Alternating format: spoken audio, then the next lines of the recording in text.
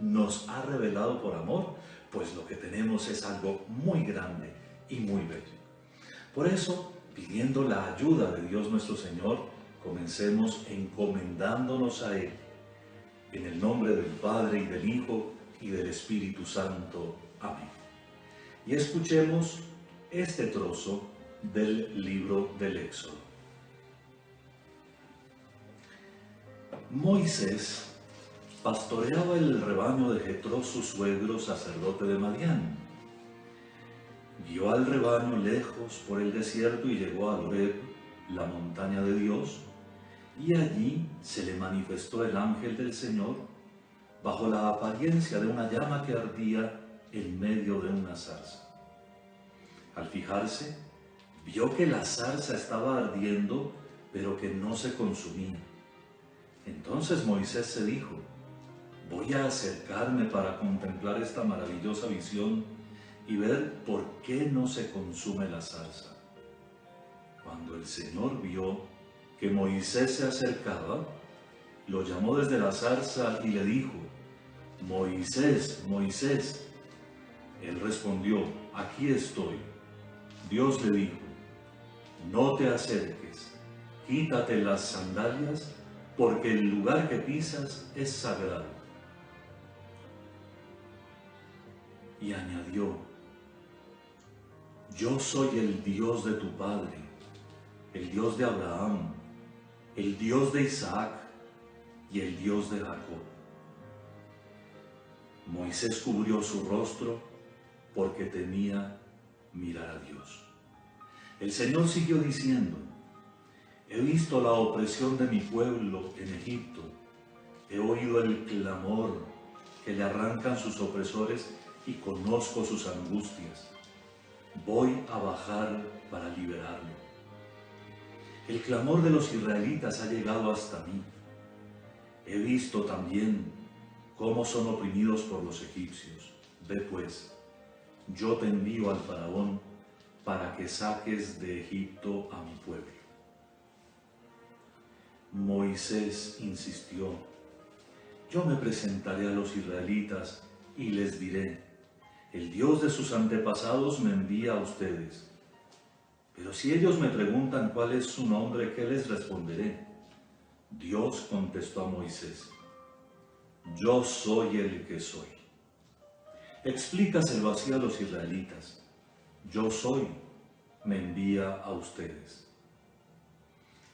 Y añadió: así les dirás: el Señor, el Dios de sus antepasados, el Dios de Abraham, el Dios de Isaac, el Dios de Jacob me envía a ustedes.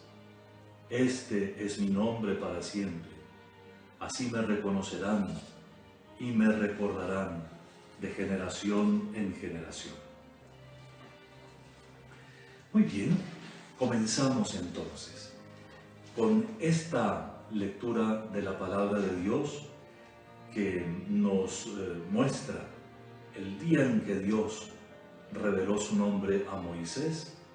Entramos en el misterio de Dios que se revela por puro amor, por pura misericordia a nosotros. El primer artículo del credo apostólico dice: creo en Dios Padre Todopoderoso, Creador del cielo y de la tierra. Ya dedicamos uno de nuestros programas a reflexionar sobre nuestra fe. Ya nos pusimos en la tarea de pensar en que nuestra fe es algo que no aferramos, pero que allí existe y que consiste en una entrega total a Dios, en una acogida de su palabra que se entiende y se vive como una donación mutua, entre otras cosas, porque es Dios que se revela cuando nos habla y se nos da, y nosotros que cuando aceptamos su revelación nos entregamos confiadamente a Él. Toda esta historia, la historia de la revelación de Dios, comenzó con Abraham. Es verdad que el ser humano, por naturaleza, es un ser religioso, y es verdad que todas las culturas, de alguna manera, han creído en Dios y han buscado a la divinidad de distintas maneras y por distintos medios, como lo veíamos también en el programa anterior. Y nos dimos cuenta como muchos se equivocaron viendo la belleza de las cosas y deslumbrados por esa belleza, como lo dice el libro de la Sabiduría, capítulo 13, o la carta a los Romanos, primer capítulo, versículos 18 y siguientes, se pusieron a pensar que las cosas eran Dios y no que ellas revelaban de Dios sus huellas, lo que Dios había dejado en ellas de su bondad, de su inteligencia, de su grandeza y de todas sus propiedades. Por lo pronto, nosotros que ya sabemos lo que es el creer, que no es solo captar la existencia de Dios, sino aceptar lo que Dios dice de sí mismo como Él lo dice, no como nos parece que lo dice, sino como Él mismo lo dice. Entonces sabemos que lo más prodigioso en este orden de la divina revelación ocurrió cuando Dios nuestro Señor decidió comenzar a manifestarse personalmente. En el capítulo 12 del libro del Génesis tenemos la llamada de Abraham. Si ustedes van a leer los primeros versículos de ese capítulo, encontrarán que el relato es francamente sencillo.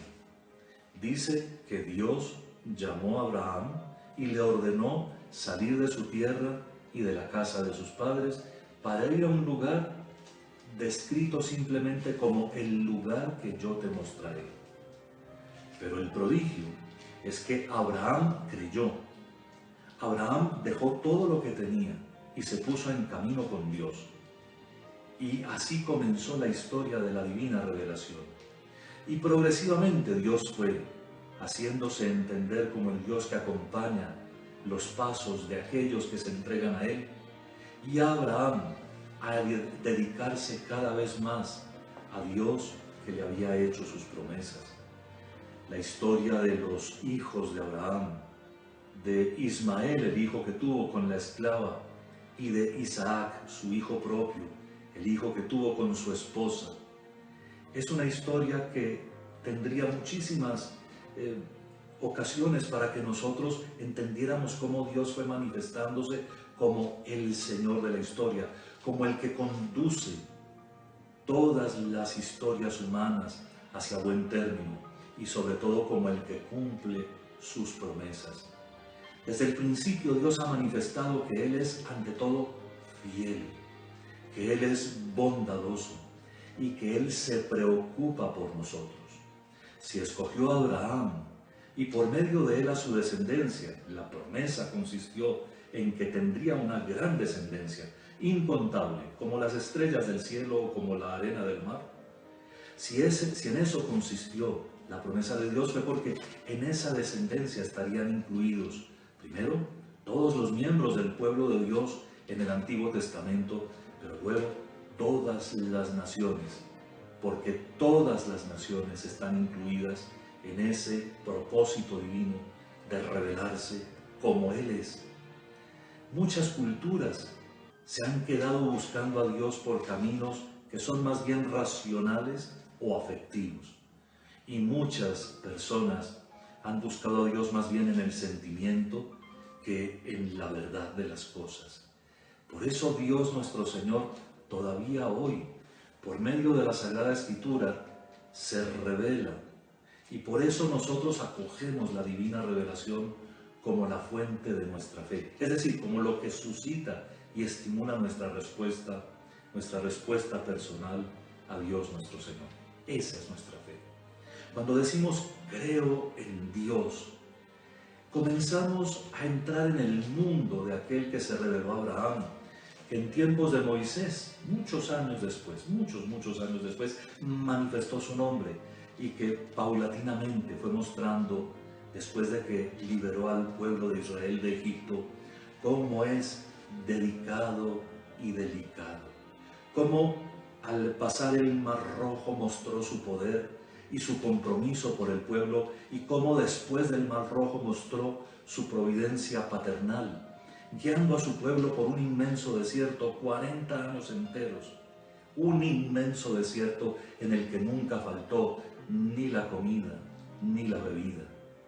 Dios se mostró como el que definitivamente anda comprometido con su pueblo y lo cuida hasta en el detalle.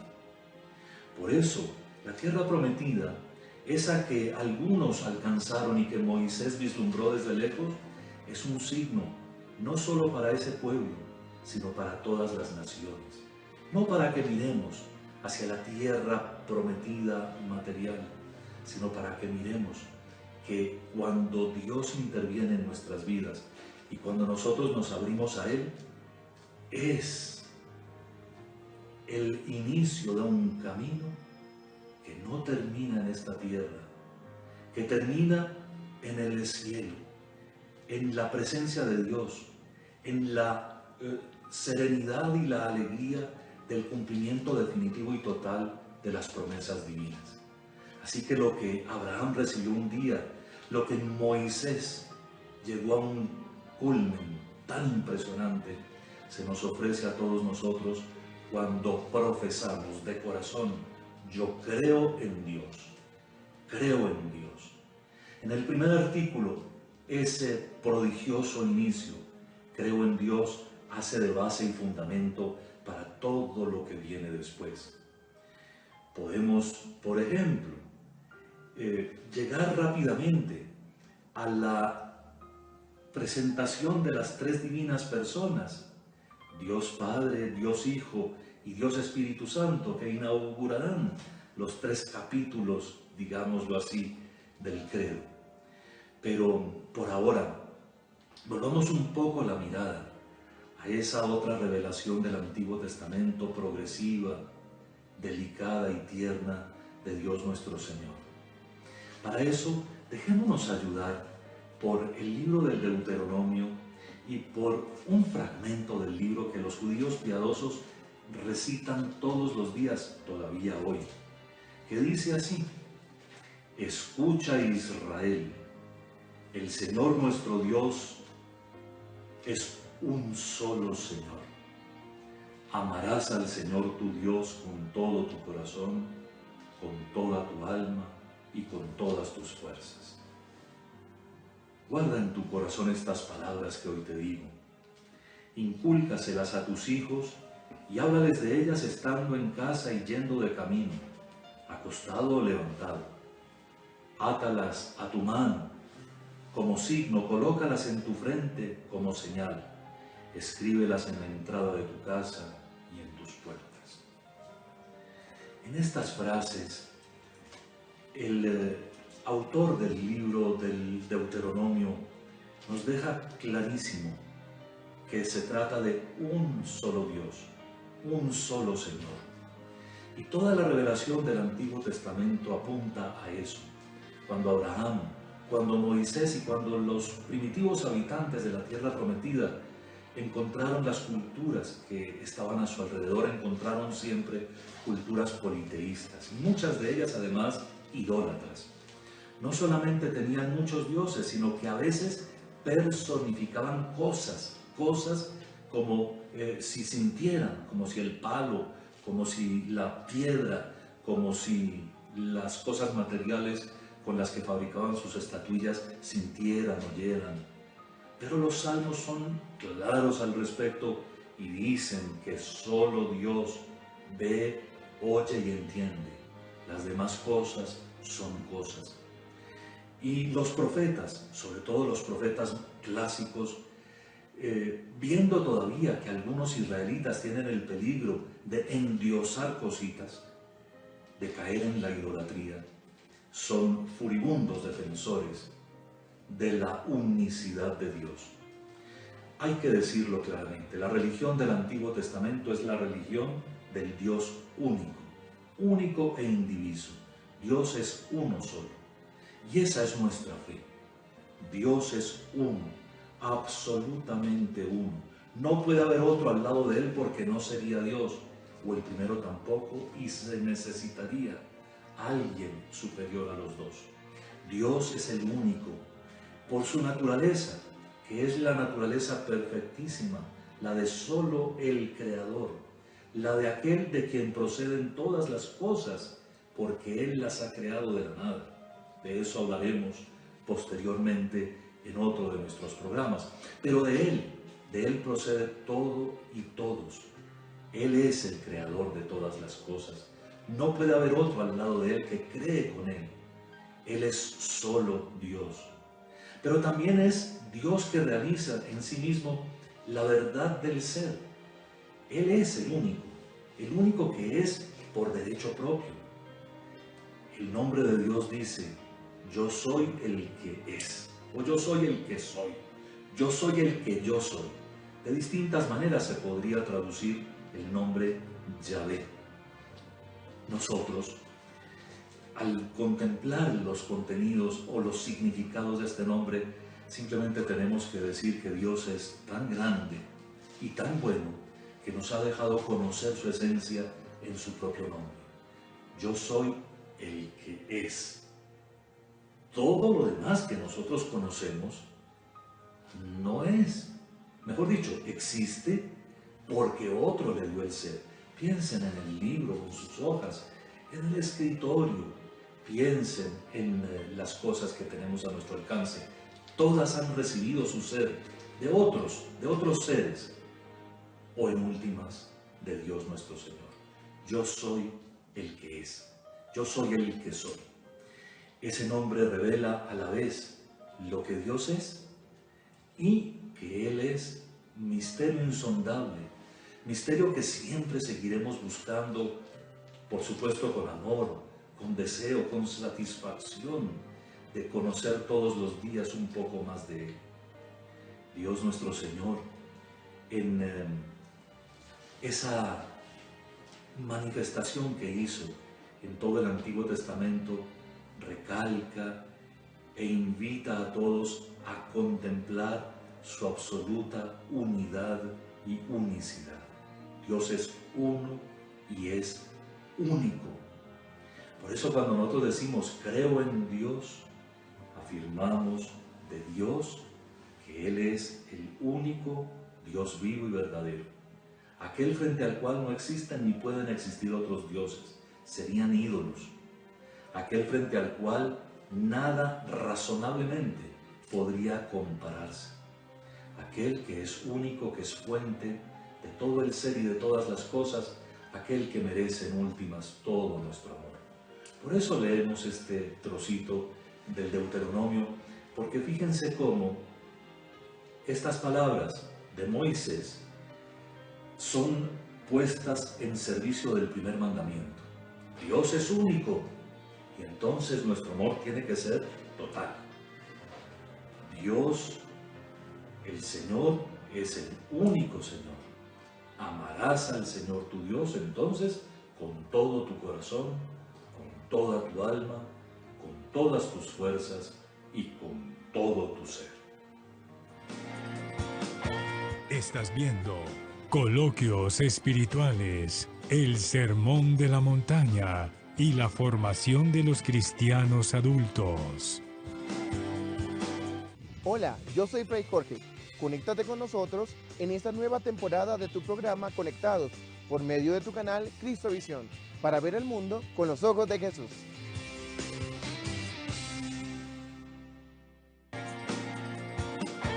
Estás viendo Coloquios Espirituales, el Sermón de la Montaña y la formación de los cristianos adultos.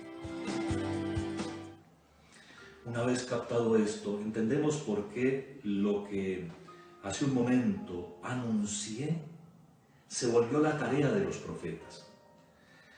El profeta Elías, que no fue un profeta escritor, dedicó su vida a combatir la idolatría que penetraba en Israel por muchos y distintos motivos, pero que logró vencer a fuerza de dedicarse al Señor, de dedicarse a la oración y de predicar incansablemente. Tuvo una tarea dificilísima, como la pueden leer en su lugar correspondiente en la Santa Biblia, pero marcó a los profetas posteriores a él, sobre todo los del siglo VIII, que llamaron siempre al amor de Dios, al cumplimiento del primer mandamiento, precisamente porque Dios es uno y único, y merece todo nuestro amor y toda nuestra dedicación. Vean cómo en esos profetas, cuando falta el amor de Dios, falta también el amor del prójimo. Cuando uno ya no reconoce a Dios, que es uno y único, uno pierde la orientación fundamental y uno cierra sus entrañas a las demás criaturas y sobre todo a la criatura humana, creada a imagen y semejanza de Dios. En el Antiguo Testamento se alcanza a percibir la paternidad de Dios y se le exalta como Padre providente y misericordioso.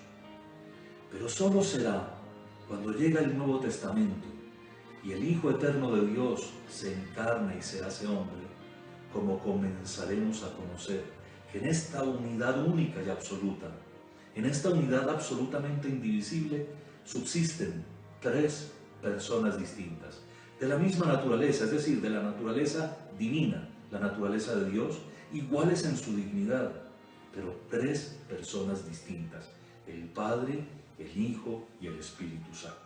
En la plenitud de los tiempos, como lo enseña la Escritura, Dios nuestro Señor determinó que su Hijo naciera de una mujer y naciera bajo la ley antigua, que se encarnara y se hiciera hombre como uno de nosotros. En su encarnación, el Hijo Eterno comenzó a existir como Hijo del Hombre. Así le gusta a Él llamarse a sí mismo, el Hijo del Hombre. Y Él, que vive esta experiencia de nacer de la humanidad, nunca pierde la conciencia de ser el Hijo único de Dios. Y por eso, cuando ya adulto, congrega a sus primeros discípulos, sin hacer esfuerzo, comienza a mostrarles que Dios es un Padre poderoso, misericordioso y bueno, y que Él es Hijo, Hijo por antonomasia, Hijo único de Dios. En algún momento les dice, mi Padre y el Padre de ustedes, mi Dios y el Dios de ustedes. En el momento en que les enseña la oración a sus discípulos, les dice, digan ustedes, Padre nuestro que estás en el cielo. Pero Él lo ofrece a sus discípulos. Y lo que en este momento queremos comprender es que la unicidad de Dios del Antiguo Testamento permanece invariable hasta el día de hoy, es decir, nunca cambiará. Dios es solo único, pero Cristo Jesús nos reveló que en Dios hay tres personas distintas, entre otras cosas porque Dios es amor.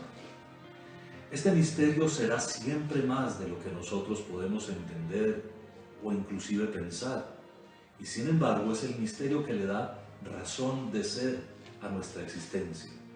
No comenzamos nosotros todo en el nombre del Padre y del Hijo y del Espíritu Santo, a cualquiera de las tres personas, porque comparten la única naturaleza divina, porque son el único Dios vivo y verdadero, le conviene el nombre de Yo soy el que es. De hecho, nuestro Señor Jesucristo en 2 o 3 ocasiones dijo Yo soy, con tanta claridad y contundencia que, como dice el Evangelio, cayeron a sus pies los que lo escuchaban. Pero, para volver a la revelación de la Trinidad Divina, tenemos que ver cómo en toda la trayectoria del Hijo encarnado, desde cuando era pequeñito, hay signos de la revelación definitiva. Piensen, por ejemplo, el día de la Encarnación, en ese acontecimiento trinitario del que María es testigo privilegiado.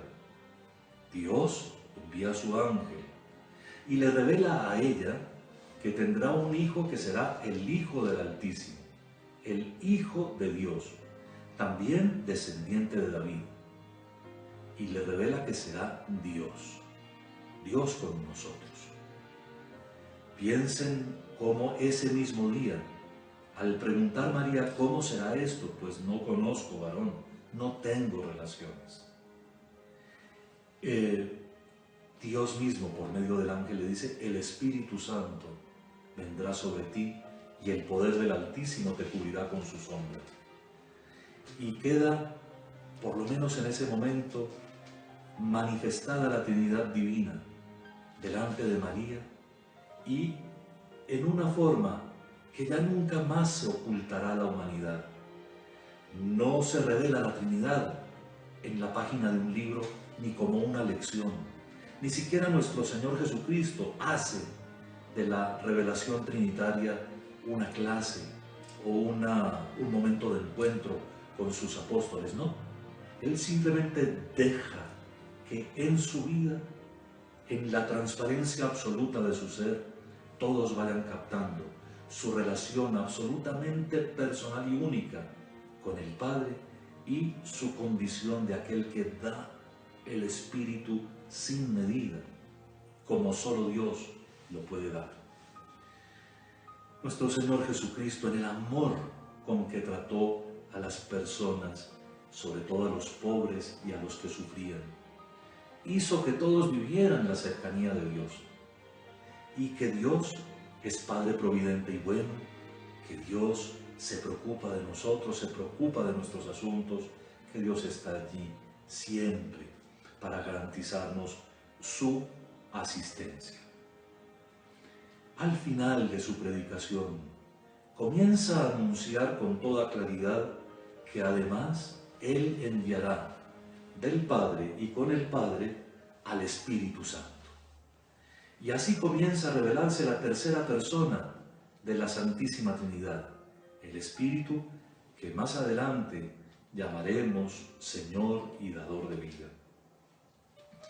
Así pues, en la vida de Jesús se revela que Dios es Padre, Hijo y Espíritu Santo, sin que falte absolutamente nada a la unicidad de Dios, sino como nosotros por la fe profesamos cuando decimos yo creo en Dios, que Dios es uno en tres personas distintas. Tres personas distintas, un solo Dios, vivo y verdadero. Desde hoy, y como abrebocas para toda nuestra reflexión, pensemos en la manifestación de la Santísima Trinidad también en la vida de la Iglesia. Ya San Pablo, en sus saludos, en las cartas, propone ideas como esta: la caridad de Dios nuestro Padre, la comunión en el Espíritu y el amor de nuestro Señor Jesucristo estén con todos ustedes. Y muestra entonces que las tres personas divinas actúan en las ocasiones en que corresponde santificarnos y animarnos. Como lo dijimos hace un momento, en las tres personas divinas, en su nombre, somos bautizados. Y en el nombre de las tres personas divinas comenzamos todas nuestras actividades. Pero también en nuestra oración, todo lo presentamos al Padre, por el Hijo en el Espíritu Santo. Y toda bendición de Dios, toda gracia con que Dios nos cubre, viene del Padre, por el Hijo en el Espíritu Santo. Cuando captamos esto, vemos que ahora nuestra existencia adquiere más sentido, porque nosotros vivimos inmersos en el misterio de Dios uno y trino. Dice Pablo, para corroborar todo esto: en Dios vivimos, nos movemos y existimos. Y nosotros hoy, reflexionando sobre la condición trinitaria de Dios nuestro Señor, decimos: somos del Padre, criaturas del Padre. Somos hechura del Hijo, salvación del Hijo, rescate del Hijo. Somos templo del Espíritu Santo. Somos el pueblo de Dios, el pueblo que camina con el Señor, que recibe como Israel en el desierto todo su sustento y toda bendición de parte de Él. Somos el cuerpo de Cristo. Somos el cuerpo de esta cabeza que Dios ha dado a su iglesia por el bautismo, y somos el templo del Espíritu, la morada que el Espíritu Santo ha determinado tener entre nosotros. Todo en nuestra vida está marcado por la existencia de la Trinidad Santísima y nosotros bien haremos en pedir hoy, como gracia, la amistad con las tres personas divinas. A Dios nos podemos dirigir entonces en singular, Dios mío, pero también a Dios nos podemos dirigir dirigiéndonos al Padre, o al Hijo, o al Espíritu Santo, porque son tres personas distintas y un único Dios vivo y verdadero. Así que podemos conversar y entretenernos en el amor del Padre. Podemos vivir con el Hijo una experiencia de compañeros, de hermanos, de discípulos que lo seguimos. Podemos relacionarnos con el Espíritu Santo como el huésped divino, como aquel que llena todo nuestro ser y como aquel que capacita esto que estamos haciendo. Es el Espíritu Santo el que hace que nuestra fe, nuestra esperanza y caridad estén en acción en este momento para comprender y para seguir esta reflexión y para seguir estos misterios. En fin, nuestra relación fundamental con Dios uno y trino viene toda actualizada, por así decirlo, cuando decimos, profesándolo con sinceridad, yo creo en Dios. Creo en Dios quiere decir, creo en el que es. Creo en el que siempre ha sido, es y será. Creo, es decir, deposito toda mi confianza y me pongo yo mismo en manos de aquel que es la verdad, la luz, el amor. Dios es amor. Creo en el Padre y en el Hijo y en el Espíritu Santo. Y por lo tanto, siempre que yo digo yo creo en Dios, pongo a funcionar en mi corazón todas las dinámicas del ser religioso, pero también todas las dinámicas de la gracia que está siempre pendiente de mí. Por eso, cuando hago un acto de fe, yo creo en ti, Señor. Creo en ti, Dios único, en tres personas distintas. Cuando hago ese acto de fe, algo en mi vida se transforma y todo se llena de luz y de paz y de amor. Unas enseñanzas prácticas. Vean, nosotros tenemos que orar de acuerdo con nuestra fe. Y si nuestra fe es en tres personas distintas, iguales en su dignidad, en un solo Dios vivo y verdadero, es decir, las tres personas con la misma dignidad divina, no podemos olvidar algo que la tradición católica nos ha enseñado desde el principio, que está clarísimo en Mateo 28, 18 y siguientes, cuando el Señor dice, bauticen en el nombre del Padre y del Hijo y del Espíritu Santo. Y es la I, así de sencillo. Entonces, cuando decimos en el nombre del Padre y del Hijo y del Espíritu Santo, no podemos olvidar las IES. No es en el nombre del Padre, del Hijo y del Espíritu Santo, porque qué tal que el Padre del Hijo fuera uno solo y el Espíritu Santo el segundo. Y mucho menos como hacen algunos que parece que se sienten cansados ya de rezar bien y dicen en el nombre del Padre, del Hijo, del Espíritu Santo. Y atención, ¿qué es lo que están diciendo? El Padre, del Hijo, del Espíritu Santo es uno solo, ¿no? El Padre, del Hijo, del Espíritu Santo. Y aquí no hemos profesado nunca que el Hijo sea hijo del Espíritu Santo, ¿no? Así que cuidado.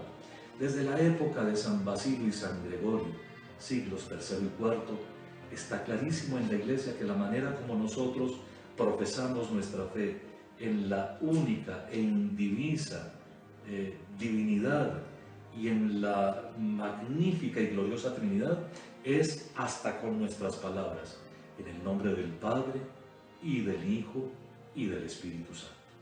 Segunda consecuencia práctica para nuestra formación cristiana. Tenemos una oración que se llama doxología. Doxa quiere decir gloria. Y la oración se dice así. Gloria al Padre, y al Hijo, y al Espíritu Santo. Esa es, con las íes, ¿lo vieron? Gloria al Padre, y al Hijo, y al Espíritu Santo. Algunos acostumbran, no sé, por una cierta exageración recibida, ciertamente no, de la Sagrada Liturgia, porque si ustedes ven la liturgia católica, nunca lo introduce, dicen gloria al Padre, gloria al Hijo y gloria al Espíritu Santo. Pero cuidado, ¿cuántas glorias hay? ¿No acabamos de decir que Dios es uno y único? ¿Que su naturaleza y su esencia son la unidad? Es el único Dios, no hay otro junto a Él. Su gloria es una, es la gloria de Dios, su resplandor, su importancia, su majestad. Entonces, atención cuando rezamos, porque a veces podemos confundir. Es cierto que algún poeta puede permitirse la licencia para que rimen sus versos, para que una oración le salga bonita, de repetir algunas cosas. Pero en nuestra oración personal, cuando hacemos nuestras oraciones públicas, nosotros decimos gloria al Padre y al Hijo y al Espíritu Santo. Si ustedes son atentos, el sacerdote normalmente usa esa fórmula cuando nos bendice, cuando absuelve nuestros pecados, cuando bautiza a los niños. Yo te bautizo en el nombre del Padre y del Hijo y del Espíritu Santo. Nosotros debemos aprender de esa claridad y de esa para decirlo siempre bien. Espero que estas reflexiones sobre Dios los estimulen. ¿Cuánto podríamos hablar de Dios? ¿Cuánto quisiéramos hablar de Dios? Algo que me subyuga siempre para compartir con ustedes es la belleza de la concepción de Dios que tienen los salmistas. En los salmos por todas partes aparecen atributos de Dios. Un ejercicio preciosísimo sería, y si tuviéramos el tiempo, de ir viendo qué se dice de Dios en los salmos. Recuerden que son oraciones de hombres de fe, de personas que por fe, por esa fe que Dios ha puesto en sus corazones, le dicen a Dios que es bueno, que es tierno, que es misericordioso, compasivo, piadoso, clemente. Le dicen a Dios que es poderoso, que su sabiduría no tiene medida. Le dicen a Dios que es la verdad. Los salmos le dicen a Dios creador. Los salmos le dicen a Dios que ha puesto sus manos en la criatura que ha plasmado. Los salmos le dicen a Dios inteligentísimo, sapientísimo, que ha organizado todo, las estrellas, los astros gigantes, el sol y la luna, que ha hecho las cosas que existen en la tierra. En fin, en los salmos encontramos tantos atributos de Dios que sería para nosotros un placer poder exponer cada uno de esos atributos, o por lo menos penetrar un poco entre todos ellos. Los patriarcas le daban a Dios nombres interesantísimos: el Dios de los montes, sí, el Dios de las cumbres, el Dios de las alturas, el Dios de los ejércitos. Los profetas le dicen a Dios lo que ellos viven en su experiencia. Entonces le dicen Dios celoso, Dios juez, Dios compasivo, Dios que perdona permanentemente, Dios que tolera, Dios que aguanta, Dios que nos soporta y que espera nuestra conversión. Los sabios de Israel, en los últimos libros de la Biblia, últimos en ser escritos, en medio de proverbios y dichos, en medio de reflexiones de sabiduría, le dicen a Dios que Dios es la profundidad máxima, que en Dios se encuentra el sentido de todas las cosas, que Él hace la historia y que Él nos conduce a todos. Y finalmente, a Jesús nuestro Señor. La idea de Dios es su respiración, es la vida de su vida. Para Él, que es Dios y que comparte la divinidad con el Padre y el Espíritu Santo, la inmersión en Dios nos permite a nosotros contemplar a Dios mismo. Unidos a Cristo tenemos acceso al Padre y al Espíritu Santo, recibimos el Espíritu Santo. Así que hoy llenémonos de este mensaje y para celebrar esta revelación, profesemos miles de veces: creo en Dios, creo en ti, Dios uno en tres personas distintas, creo en el Padre, en el Hijo, en el Espíritu Santo, creo en Dios único, Señor y dador de todas las cosas, Dios del cielo y de la tierra.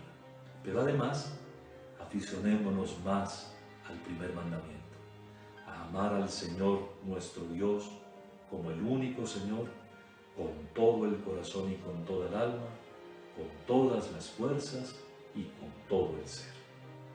Que el Señor tenga compasión de todos nosotros, nos haga mantenernos fieles en su santo servicio y nos ayude a vivir en el amor, en la fe que no se acaba y en la esperanza del cielo.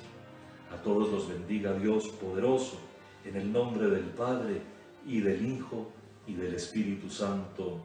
Amén. Coloquios espirituales, el Sermón de la Montaña y la formación de los cristianos adultos. Cristovisión, para ver el mundo con los ojos